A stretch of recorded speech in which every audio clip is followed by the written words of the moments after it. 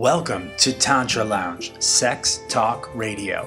Divine Kika is a radiant force, overflowing with positive energy, guiding you to a heart-opening, blissful, authentic tantric experience. This show will help you to expand your joy, cultivate more intimacy in your life, and rediscover the pleasure within your personal relationship.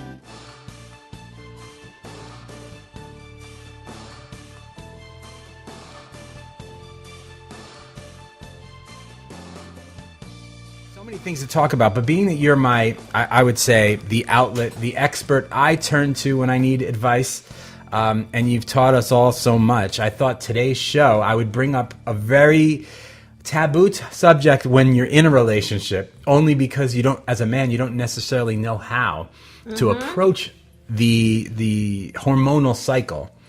And I know you did a video on this a while back, but it's so important, and I think there's so much to learn. Can we just delve into that a little bit today? Yes. So let's talk about sex and blood. Oh, I don't like when you say it like that. It starts on the first day we start bleeding. So the egg's starting to dissolve and it melts down. Okay. So we're sensitive. Our uterus is a little bit down, a little bit lower, and we're bleeding.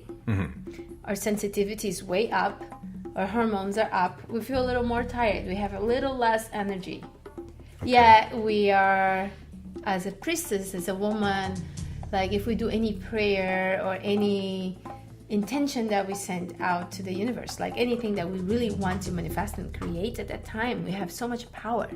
There's an energy there's a force within us that we can go and get what we want to.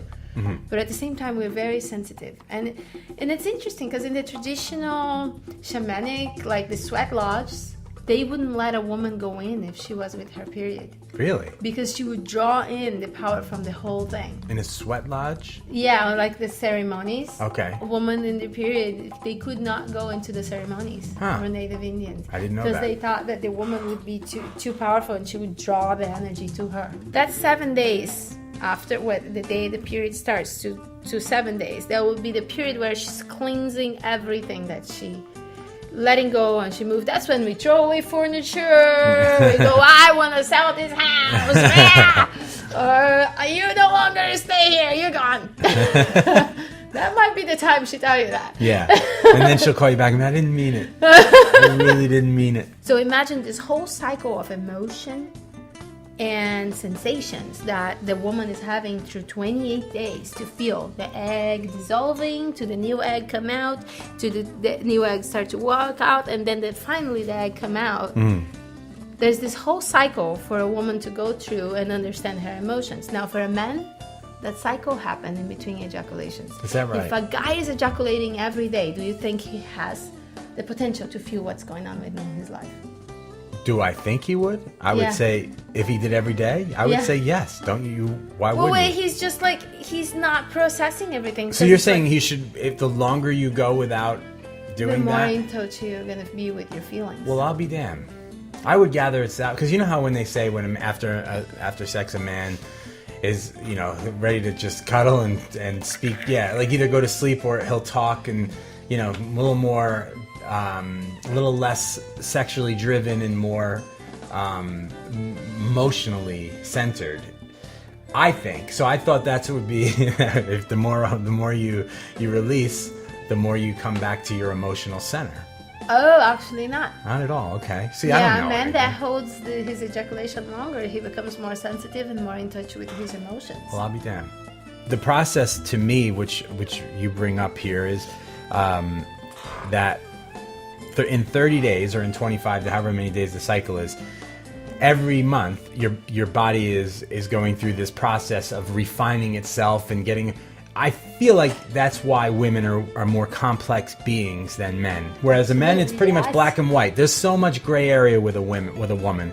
I think that's why a lot of the particular men who are gay will say, like, oh, it's so much easier, because we both...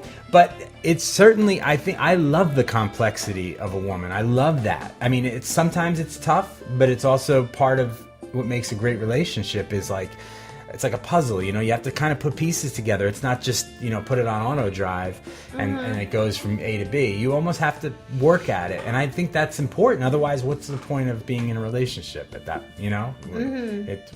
What's the benefit of being in a relationship if it's easy all the time?